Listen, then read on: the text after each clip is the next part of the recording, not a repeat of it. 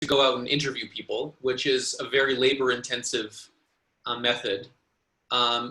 Another more direct method that has been used by our colleagues up at ASU is to go out and get people to put temperature sensors in their homes. And so then you can start to categorize people based on their ability to control the inside temperatures of their homes. And what they found is that there's actually considerable variation in people's ability to control the inside temperature of their homes. So you have this one group. So they had 8 homes, in which you can see, I'll just bring all of these out. So what they did is they categorized households into 4 different categories based on their ability to control the temperature of their homes. So each one of these lines in each quadrant corresponds to real temperature measurements in real households. And what you can see is that some are able to sort of maintain the temperature within this sort of narrow bound, regardless of what the outside temperature is.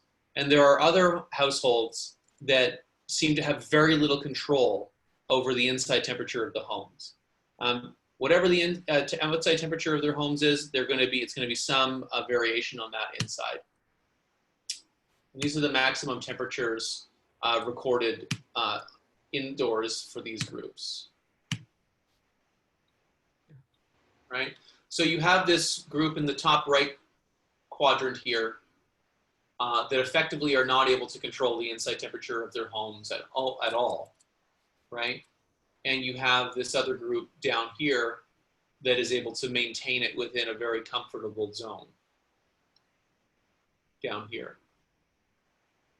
So there's not a developed terminology for thinking about this, and some people use the term thermal comfort, but I like the idea.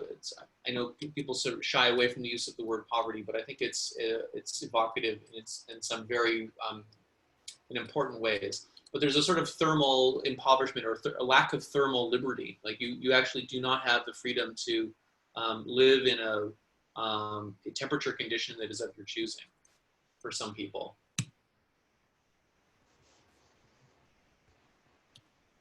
And basically both these things, where you are on this spectrum between heat as an inconvenience or heat as a catastrophe, whether or not you're in this top right group or this bottom left group, depends on largely on your adaptive capacity and your sensitivity. So we have this sort of stressor on the manufactured home, and there are lots of ways in which people respond to that stressor of heat.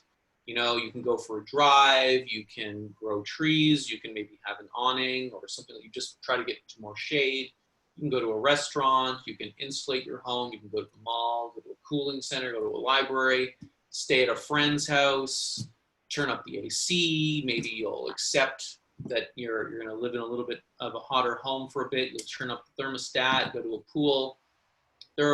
We could make even a longer list than this about the ways in which people adapt to extreme heat to make their homes livable.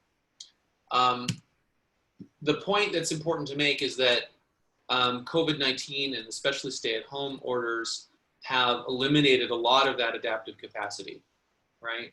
So what you're likely to see is that what we are seeing is that COVID is differentially shifting most people on the continuum from inconvenience to catastrophe, right? So people that might have viewed extreme heat as an inconvenience before are now viewing it as a real problem in their lives because the thing that they were doing to adapt before is no longer available to them, for instance, right? And then that gets exacerbated when you combine that with a sensitive population. There are stark inequalities in people's capacity to adapt to extreme heat. And there's a lot of variation according to income, age, race, and housing type. Housing type is obviously what we're emphasizing here, but there's reason to suspect that there's issues according to income and race as well. We're going to talk a little bit about age in a second. But to just give you a sense of the variation by housing type, The images at the bottom are pictures from manufactured housing communities here in Tucson. I won't give names for either of them, but these are, the one on the left is, you know, this picturesque place. I think it has multiple ponds, lots of collective amenity, lots of shade. The units are mostly newer. I'd wager that all of them have working air conditioning. Next to places where people will occupy a unit with an understanding that they can live in it for free as long as they make it habitable. That's what you see on the right.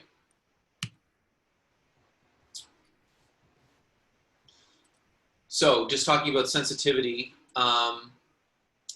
manufactured housing residents in general are already, before COVID, overrepresented in terms of heat-related deaths. I gave you some of that data already. In Maricopa County, only 4.9% of the housing units are manufactured homes, but they make up 27.5% of indoor heat-related deaths. I will also say that I would love to be, well, I would like to be able to study this sort of relationship more closely outside of Maricopa County, but Maricopa County is somewhat unique in its dedication to collecting heat mortality data that has not, unfortunately, been followed by other counties. So I can't give you this sort of information about Pima County because the information on indoor heat-related deaths is not available. So lack of data makes it difficult to ask these questions about other cities, other counties, and certainly broader geographies. This is, as our research moves forward, I think we're going to be encouraging more and more data collection from government sources. But I think that the problem is likely just as bad or worse here because, well, one, as we've already talked about, it's a more prevalent housing type. It's 10% of the housing units rather than just 5%. The population is poor, and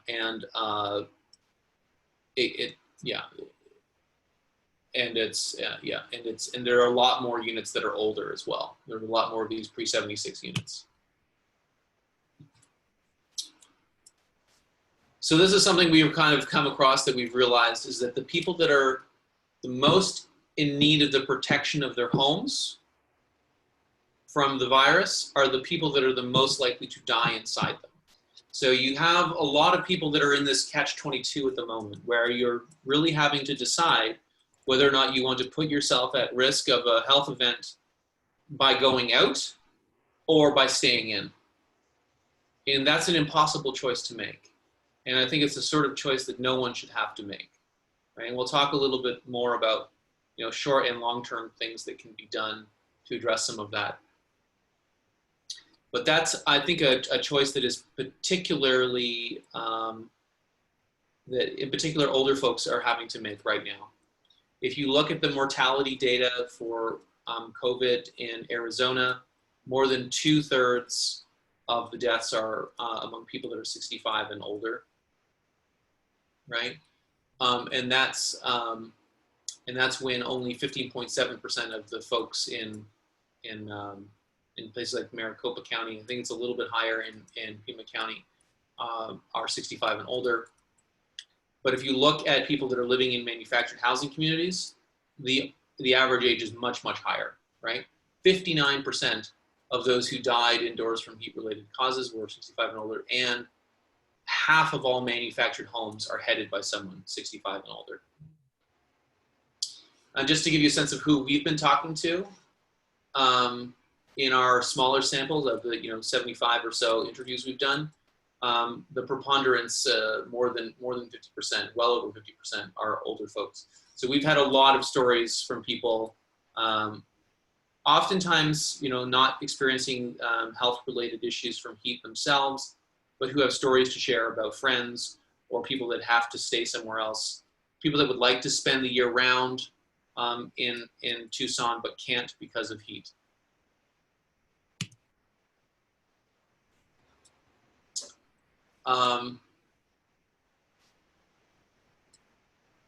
I'm going to skip this here, but a lot of the people we've spoken to, you know, don't have an evaporative cooler or don't have an air conditioner. About 20% didn't have an air conditioner. And some didn't have a heater or furnace. And when you have that sort of situation, you're limited in your ability to adapt to the heat, but you still try. And some of the ways in which you adapt can be actually deleterious to your health. This is not a summer heat-related issue, but I was surprised to learn how many people who don't have effective heating in their homes, even in Arizona, try to heat their units by leaving their ovens open. It's quite common. And that's dangerous, period. But I was just listening to one of our transcripts, and we had a conversation about how some of these older units or, you know, more mobile, like almost actual trailers are heated, and it's oftentimes with propane, which is a much more dangerous gas to be using constantly, right? Because it's denser than air, it pools, and so it's more subject to explosion. Okay, so there's lots more I could say. I know I've already been rambling, but I just want to make a few closing comments about what we can do. First is that we need more and better data on heat-related morbidity. If you're going to address a problem, you need to effectively understand it. And a good step in that direction is data. Data on its own is not a solution, though. Some people confuse that. But that's something that we need as a starting place. We need to increase funding for utility assistance. That should be a no-brainer. And I think it's particularly important that we address that in light of some of the other means that have been used, that are being used right now to deal with people's inability to pay their utility bills. What's been happening is that there have been these moratoriums on utility shutoffs, which I support. But if you just put a moratorium on utility shutoffs, but you don't put a cap on late fees, you don't put a cap on the total amount of backed payments that you can accrue, then all you're doing is trading an emergency today for an emergency tomorrow. And we're already seeing this data starting to emerge, where we're going from an acute utility crisis to a debt crisis. The Salt River Project, which is the main electrical utility up in Phoenix, says that the consumers are currently $19 million more indebted to them this year than last year, right? So and that's, we're not even halfway through the year. And if you divide that $19 million, I don't have the actual figures on how many people have, you know, made use of these, foregoing utility payments. But I don't think it's millions of people. I think it's a relatively small, it's a large group of people, but you know, it's a small percentage of the population. So these are people that are going to emerge from this more financially vulnerable as a result of the desire of utilities to not make people environmentally or vulnerable from a public health perspective. We need more affordable housing. Okay, so we're recognizing right now that there's a lot of substandard housing that is not providing adequate shelter to people because they're being forced to stay home, and many of their adaptive practices are not practical right now. But this is an acute convergence of a long-term problem. You know, basically, what's a good metaphor for this? You know, sometimes in order to diagnose a system that's out of whack, you need to stress it to see where the worst, biggest problems are, right? Sometimes to identify internal bleeding, you need to introduce a dye into the blood so that you can see where the internal bleeding is at. The COVID-19 is like this radioactive dye that we've injected into the body politic that is exposing areas of intense internal bleeding, right? Those were there before, and now we just see them more clearly. And we can choose to believe that once COVID goes away, the bleeding won't be there anymore.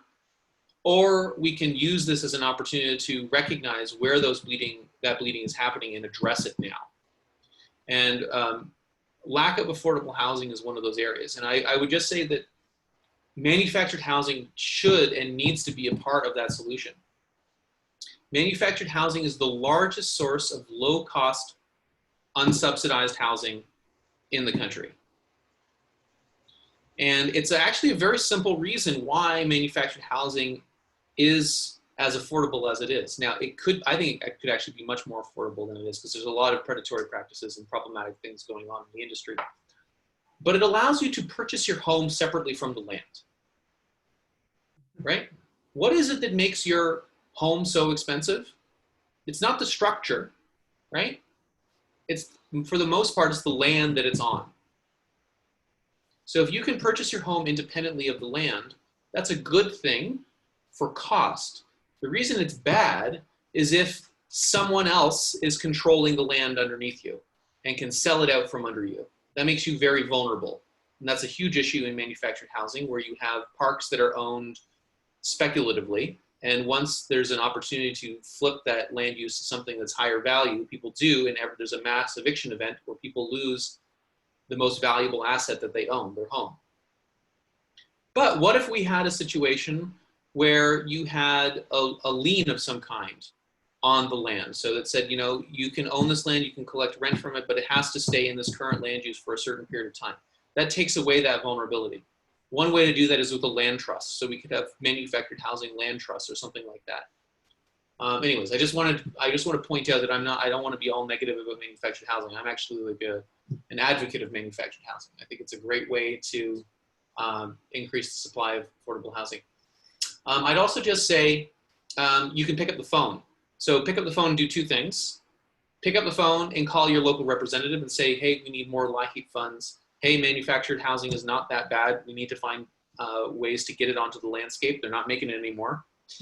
And also call any friends or family that you think might be heat sensitive, right?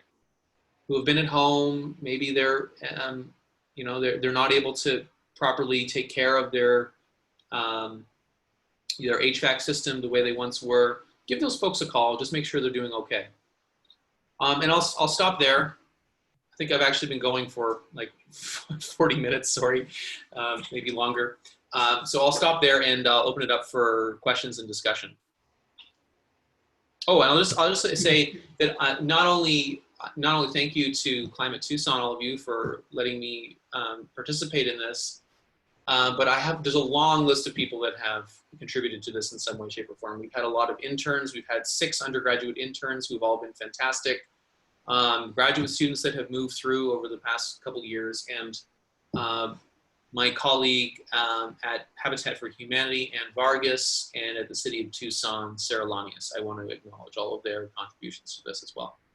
Thank you.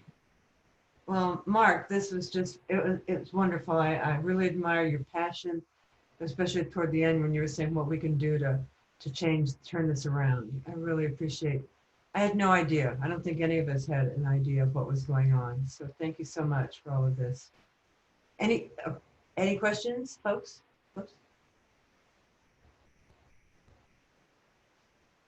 Any questions? Do you need to unmute yourselves? I just sent you a question. Okay, great. What is the average utility bill you're talking about, summer and winter, for the mobile home people? So I don't have aggregate data for all of manufactured housing, it's tough to really say, because when we go and do an interview, we're only getting the data for that 1 month. And so you really need to see it over the course of the whole year. Our friends up at ASU have actually partnered with the utilities, and so they can probably answer that question better than I. But we have seen at the extreme end, we've seen people living in 1,000 square feet that have bills that are over $300. Is that because of insulation problems? I mean, just escapes? Yeah, or the way in which they're cooling, right? So, when you've got a big hole in your wall, and your air conditioning with one of those units where you have to have a hose that you stick out your window. Yeah. One of those portable units. We interviewed one couple that had 3 of those in their home No, it's the to last keep one. their house at 80 degrees. No, Right. the one on the right, the 4 there. Did I hear you correctly that you said that the energy assistance was not available to manufactured housing? That's correct. Yeah. Wow. Why? Oh, okay, that's. I actually don't know. So Right this there. again, LIHEAP is not my area of expertise. This is something I'm getting to know a little bit more about in this current context. Yeah, there are a lot of people that are not eligible. In general, LIHEAP is very hard to qualify for. Not only are the income caps very low, but in it you have to show that you're severely energy cost burden. When we define energy cost burden in this study as spending more than 5% of your income on energy costs. Oh. And that's, what they do is they score each household, and if they score over a certain amount, then they qualify. If you're in that situation of spending more than 5% of your income on energy costs, you don't even get a point. I think you have to be up over 15%. We have a question Very from restrictive. Barbara. I'm sorry, Barbara Warren, do you have your hand up? Hello? Well, I have a Okay. question. No, you just- Go ahead. Sue. Don't they have a utility assistance program through our own Tucson Electric Power where you can pay extra on your monthly bill, and that goes towards people that can't pay their bill or they're in danger of being shut off? Yeah, so there are other initiatives outside of major government assistance programs, but they're drops in the bucket. I mean, I'm not suggesting that you shouldn't contribute to those, but it's the magnitude of the scale of the problem. That solution is not adequate to the scale of the problem, is what I would say. Well, it would be if everybody got on board. It would Well, I make mean, a difference. there are also other approaches. I mean, you could regulate the price of electricity. That's another approach. Yeah. So I unmuted myself finally. um, I have 2 questions. One is, what kinds of things do you think that we should ask our new enlightened city council about doing? And second question is, what kinds of things do you think perhaps that we could do with renewable energy to alleviate some of the problems? So one thing I would say is that there's a stigma that is attached to manufactured housing that is much deeper than I ever really understood. And municipal governments have treated manufactured housing as a problem to be managed since the early 1970s.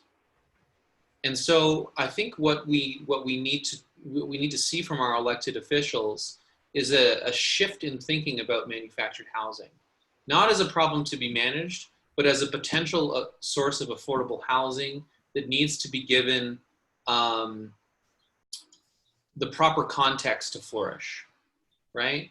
When you push manufactured housing to the margins of the city and you treat it like a locally unwanted land use, then it's always going to be this nexus of vulnerabilities, right? Mm-hmm. But if you treat it as an important source of affordable housing that will help us address the affordable housing crisis, that will where you can encourage upgrading of older units, then I think it starts to become a solution to a number of social problems rather than a source of them. When it comes to renewables, I think this is a really important thing. So I think Karen said she wanted to ask me about a park that I referred to by a pseudonym in another presentation that she saw that I called Sunbird Shores. And this is a large park owned by a California family in Flowing Wells. It's a very nice park. high amenity, it has a lake on it, a spring-fed lake, 400 units. Many of the units are actually quite old, but it supports a very high quality of life at low cost. Site rent there is about $425, to give you a sense. And there are very few places in the city that you can live for $425. But part of the reason I think that they've been able to keep costs down there, and I haven't interviewed the owners, is that they purchased a defunct auto dealer beside the park and replaced essentially a parking lot with a solar array. So they have a solar field that's right beside the park that they are using as, I think it maybe provides power for some of the clubhouses and the pool and things like that. But it also provides a revenue stream, right? So that the park is not entirely dependent on raising rents for residents to make money. But I think that is still, it's good to see that, but I think we're underutilizing solar in these contexts because solar could provide benefits beyond simply a source of renewable energy. It could actually provide shade to the individual units, which is really lacking, so that the actual energy requirements of those individual units would go down. So you can generate renewable energy and actually reduce energy demand at the same time. And this may be pie in the sky, but I've had in my mind this vision of essentially elevated, you know, the sort of solar panels you see sometimes in parking lots? Yeah. Essentially a taller version of that, where the units would be underneath those and they would be wider than the unit themselves so that the solar panel would provide a shaded carport at the same time. That's So what they do at the airport right now. That's what they do at the airport for the cars, right? But there is an RV park over near Pantano and Broadway that has RVs that are parked underneath there, but I've never seen an actual park set up around that. So I'd like to see that, because that would address two concerns. One, well, even more than that. So it would provide renewable energy, right? It would reduce energy demand, and it would be just a much more comfortable place for people to spend time.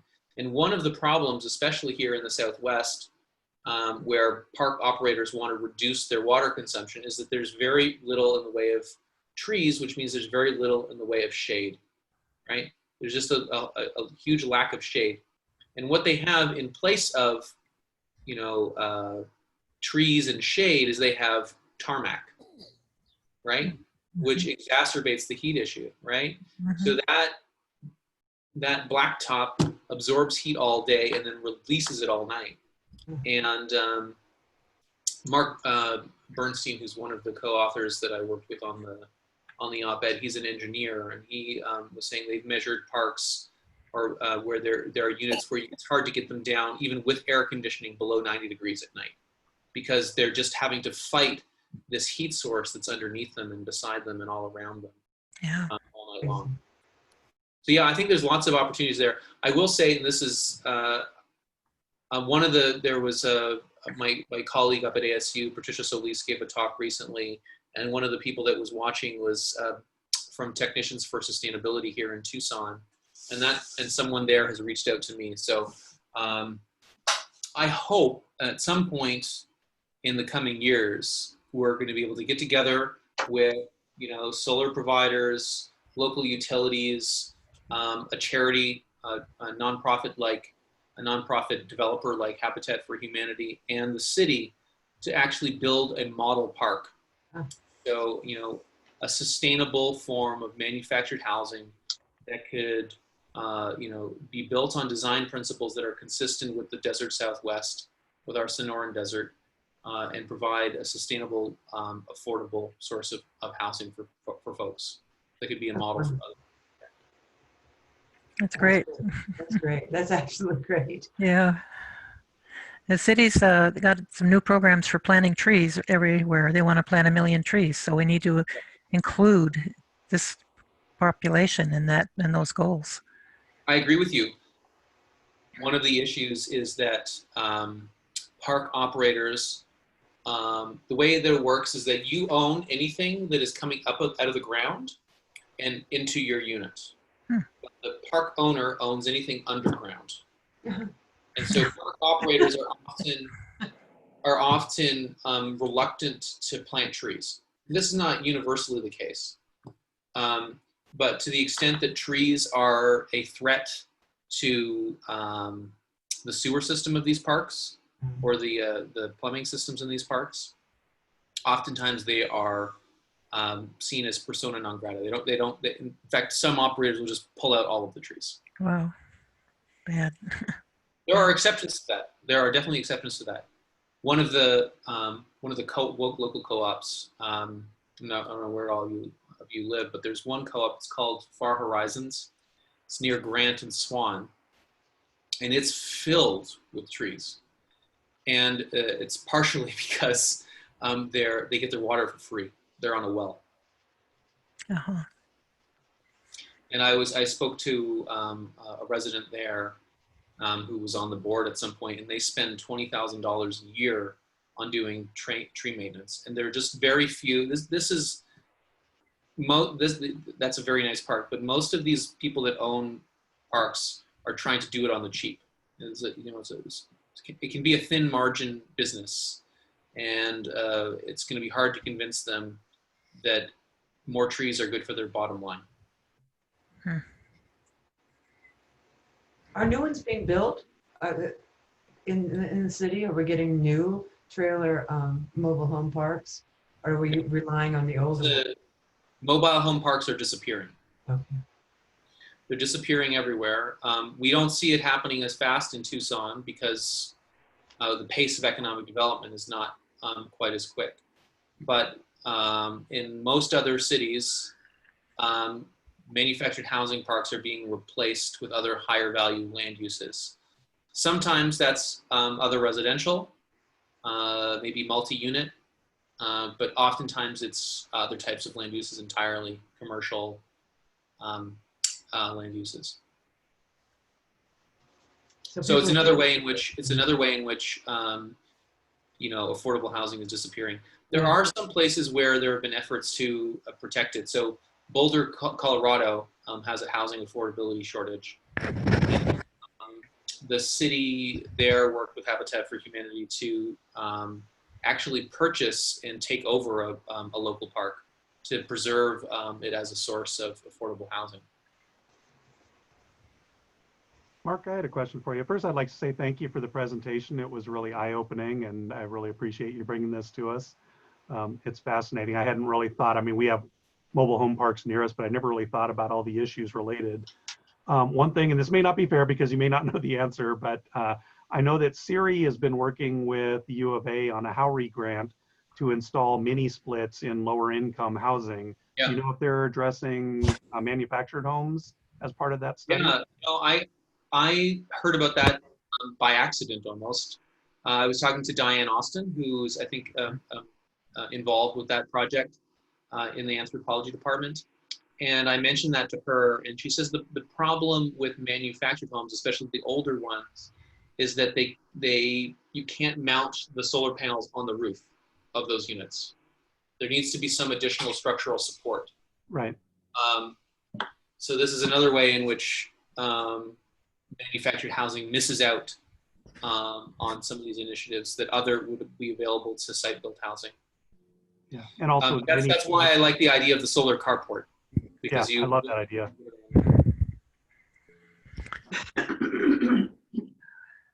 What about the idea of community solar that's being developed in the Phoenix area more than here, where you can produce solar in one location that's shared among housing units or homes? I think that's a great idea. I don't really know much about it. I know what's happening, but I have no particular expertise there. But I would say the co-op model would be particularly amenable to that sort of a solution. Because you already have people that are used to owning something collectively. Mm-hmm. Great. Well, there's I would strongly encourage that sort of thinking outside the box. Yeah. So look for Phoenix Community Solar, Solar United Neighbors.org if you want to learn more about what they're doing up there. I'm sorry, can you repeat that, please? Solar United Neighbors, which is working on the Phoenix area, community solar. It's shared solar among multiple homes. Yeah, and Thanks. I'll put in a pitch as well for Dwayne Ediger, who's with Sustainable Tucson. He's also with Technicians for Sustainability. He works for them. And he's also looking into establishing that same type of community solar co-ops here in Tucson. He's just getting started with it, but he is working on that. So he'd be a good person to talk to. Okay. That's great. That's Dwayne Edinger? Ediger, Ediger. And you Okay. can reach him at Dwayne@sustainabletucson.org. DUANE. Mm-hmm. And if you want the contact information for Phoenix, it's again solarunitedneighbors.org. And the person who's spearheading this is Brett Fanshaw.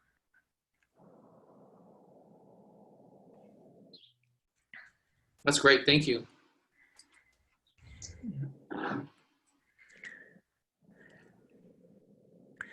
I have one question. What constitutes death by heat? Yeah. I'm not an epidemiologist, so I'm not the person to ask. It sounds like next week you're going to have the person to ask. Tomorrow. Oh, great. 5:30 tomorrow. I'll have to tune in. But I really don't. I'm not going to pretend to know anything about that. But generally speaking, cause of death is never. It's hard to say it's singular. This person was killed by heat only. It's usually, maybe heat brought on a heart attack or something like that. So the term of art is heat related. I think that's always what people say, is that it's a heat related death, which is, I think, partially why it's a data problem, because as we are experiencing now, it's often difficult to put your finger on one cause of death. There are people go into a stressful situation with a lot of comorbidities, and it's hard to determine what it is that is the singular cause of death. A lot of the emergency rooms I've read have just recorded them as heart attacks. Yes, exactly. Yeah. Anyone else have a question? I'm just so fascinated by what you're doing in your program. Love to hear more. Keep in touch with us. So here's another question. So given COVID issues, is anybody in the city trying to think of ways to still maintain cooling centers for folks? Yeah. So the CDC actually has guidelines on how to social distance with with appropriate measures for cooling centers. My understanding is that some cooling centers are opening, but not as many as perhaps were before. But things have relaxed in Arizona quicker than I anticipated they would. I'm not sure if that's a good thing, but it may mean that there are more cooling centers opening. And certainly, the need for cooling centers falls as other types of buildings open. So, large public buildings that have air conditioning, as those open up, then the ability of people to make use of those to cool off will expand. So, there are official cooling centers, which I understand oftentimes people are reluctant to use for various reasons. And then there are unofficial cooling centers, like the local fast food restaurant. And some of those will be opening up, I imagine, soon. I have one quick question, just a clarification. You said that, did you say that 3/4 of the COVID-19 deaths were from people living in trailers? No, that's we don't have that data. Okay, That's folks that are 65 plus. okay. And that's from when I imagine the numbers are very similar now, but that's the number I got from the Arizona Department of Health back when we were writing our op-ed for the Arizona Republic. So they're not, you don't have data on where people are dying. I mean, No. what type of. That's something we're interested to look into. So, I mean, every time you go onto the New York Times, or I don't know if you're one of those people that are looking constantly to see whether or not the curve is flattening and all that sort of thing. But there are a lot of maps out there. But usually what happens is that when they're showing you that circle and how big that circle is, it's positioned on a centroid of a county. Oh. I think you're starting to get, I think they're starting to publish that data at the level of the zip code, but we don't have it precisely enough to say what type of housing people are living in. Well, I mean, with flowing wells, for instance, you would have a fairly decent general idea. But yeah, and I'm not sure there also is data on race that's coming out, so I'm assuming that, these are things that hospitals keep track of. But one of the things that people that in hospitals do not necessarily think to ask, or they don't think of as being an important axis of, differential vulnerability, is housing type. They might ask you what your address is. They don't ask you whether or not you're living in a manufactured home or a site-built home or a multifamily home, that kind of thing. So it will be left up to the geographers later, likely to take that, and then the question is, if someone dies, where did they die? Did they die in the hospital, or did they die in their home, right? So that's going to be, that's an object for future research. long term. Right. Yep. What about the autumn nation? Are there a lot of There are, I have not looked specifically at sort of indigenous territories in Arizona, but there's a lot of manufactured housing on reserves, and some of the issues there are different. I've been looking mostly at sort of Pima County has a lot of underlying rural areas, but I've been focusing most of our research in what I consider to be urban contexts. And most of the manufactured housing, as I understand it, on native territory in Arizona is more remote. Well, there are no more questions. I think Mark has some duties to perform. Yes. Okay. Well, it was a pleasure. I should say that it's letting his children go to bed. I'm putting his children Yes. to the. I have a 3-year-old and an 8-month-old. So Wow. thanks to my spouse for handling all of the childcare while I spoke to all of you. Oh, well, applause. Really enjoyed this presentation. Thank you for your Thank you time. for being such a warm audience and for listening to me prattle on. Yeah, I've learned a lot from you all too, and I hope our paths will cross in some context. I hope so too. Important research, very important. And your passion is very much. wonderful. Take care. Bye, Karen. Thank you. Thank you. Bye-bye. I'll be in touch. Bye. with Thank you. Bye. Thanks, Karen. Thanks, everyone. Come tomorrow. Last one. Pete.